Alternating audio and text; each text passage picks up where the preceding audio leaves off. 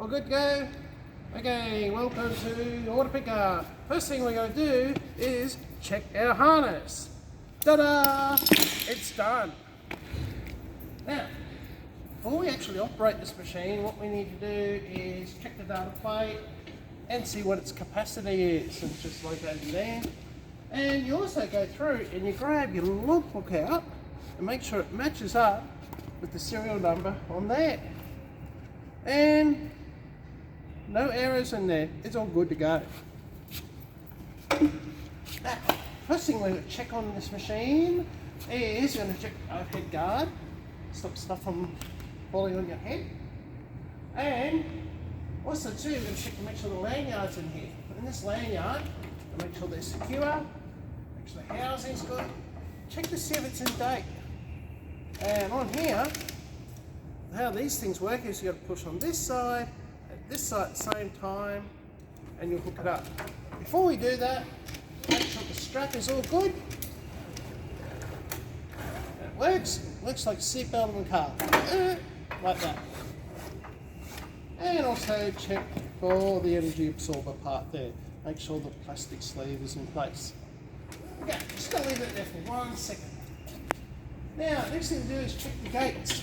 These gates actually have hinges and sensors. So they're going to be down so the machine can actually operate. Great. In the front here, you've got to check the mask. Make sure the mask is no rust, no cracks, no exposed wires. You've all got a little rubber coating on there. And while we're around here, we're also going to go through and check underneath where our battery is. There's our battery. What we need to do is check the two terminals. One is located in that corner, one is located in that corner. And the little white dots there are actually little white plastic floats that go up and down with the water inside. When it gets too low, we've got to top that up after we charge them. And also there's the hydraulic oil. Next thing to check on the battery is battery retaining plates. So if I get this plate here, lift it out, you can see the batteries there, and this plate actually will keep it in place. We put it back in place, lift it up,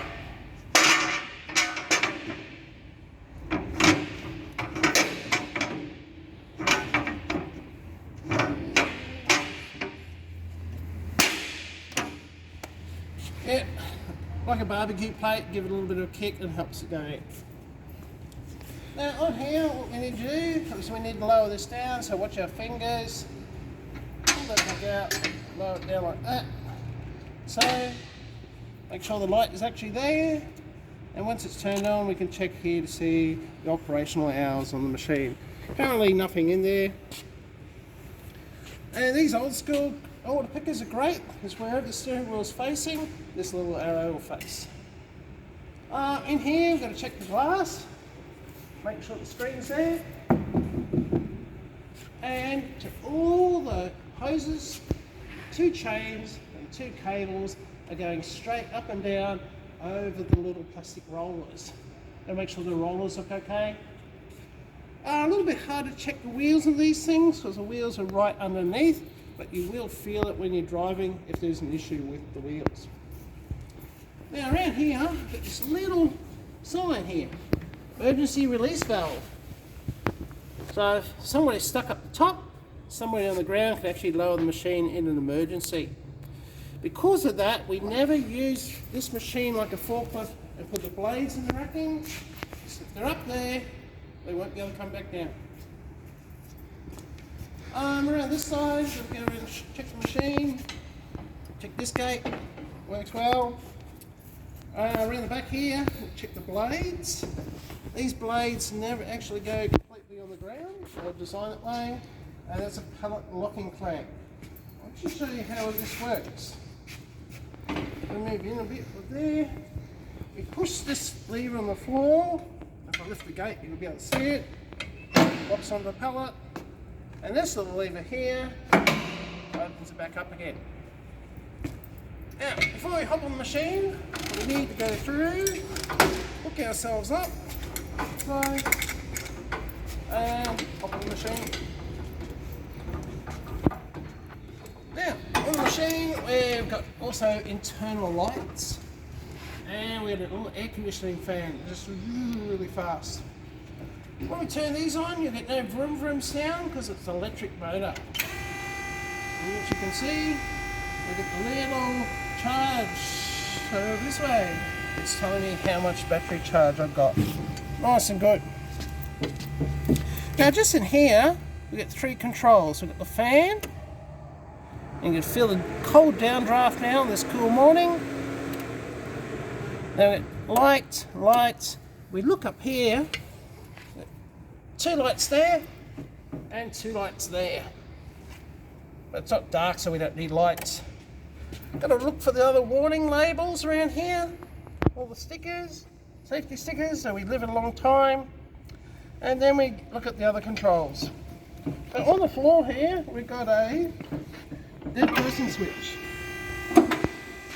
So that actually has to be pushed in with your foot when you're operating the machine. Other controls we've got here are isolator button, the button to go up, the button to go down, and the horn. We always use the horn when we're coming down, before we start coming down, and use the horn every time before we reverse. Now, first thing I'm going to do is I'm going to put my foot there, and I'm going to lift it and check the sensors in the gate. So it's going to go up, it actually cancels it out. And I'm going to go up and stop 1 metre from the roof. Always be aware of what's above you.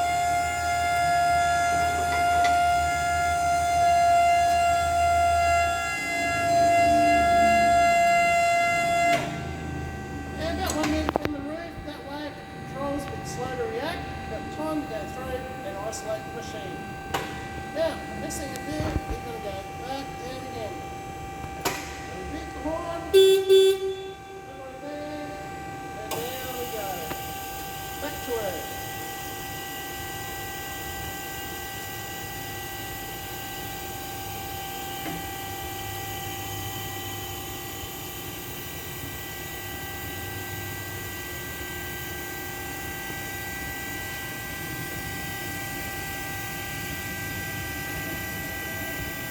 And touchdown.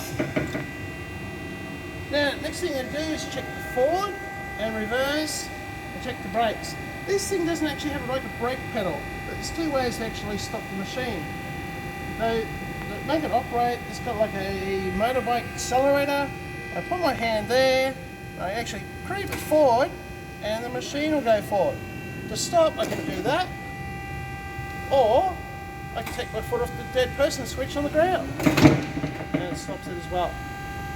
Going back, what we're going to do, check shoulder, hit shoulder, beep, beep, and back. And also, once again, check the brakes. Brakes work. Driving one of these machines, don't ever stand like this, because if you're driving along and it stops in a hurry, you've got to do a face plant, look like an insect on a windscreen. Now the next thing I do, and probably the last thing I'm going to do, is go through and check the steering. And check left and right.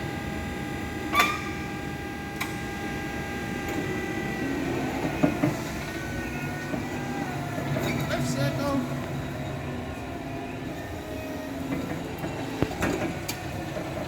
Right circle.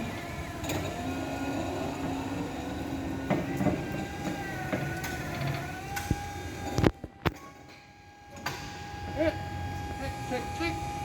And going to reverse up. When we're reversing, always look in the direction we're going. And never do any more than 40 in a school zone.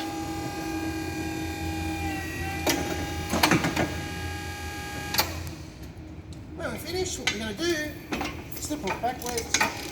And you've got to remember we're hooked up, so we can't run over there when the takeaway food van rocks up, because if we do, like that. So always be aware of that. And that's the end of this great video.